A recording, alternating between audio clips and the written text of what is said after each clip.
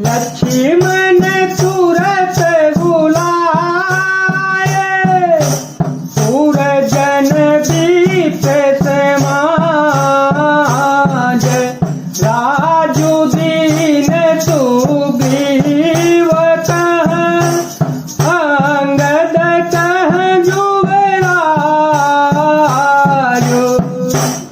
लक्ष्मण जी ने तुरंत ही सब नगर निवासियों को और ब्राह्मणों के समाज को बुला लिया और उनके सामने सुग्रीव को राज्य और अंगद को युवराज पद दे दिया।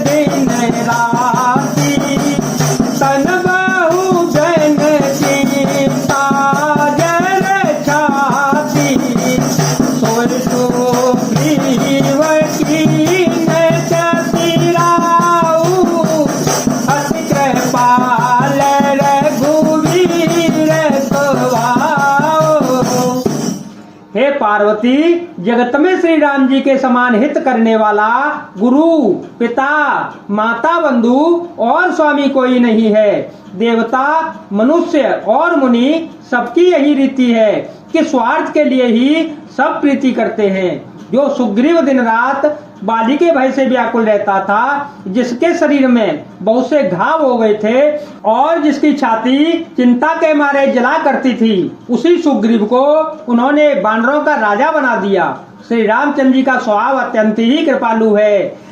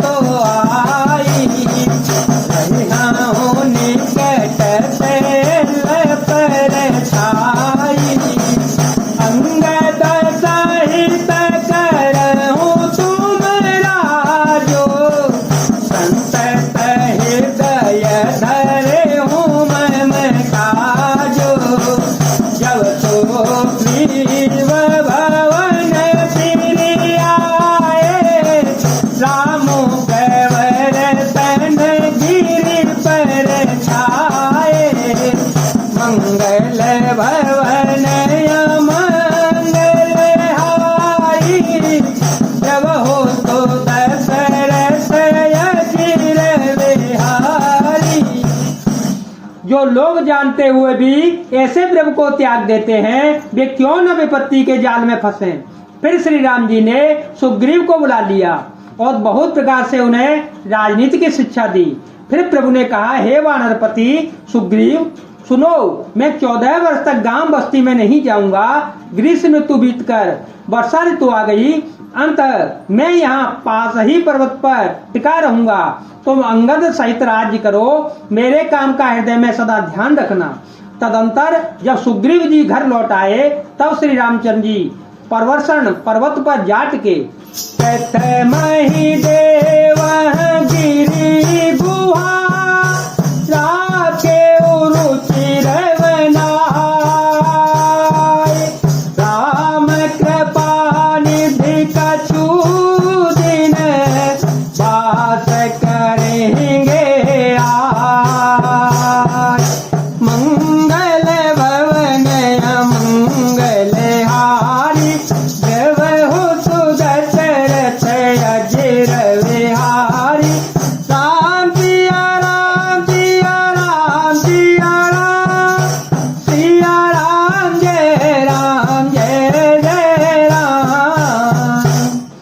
देवताओं ने पहले से ही उस पर्वत की एक गुफा को सुंदर बना सजा दिया।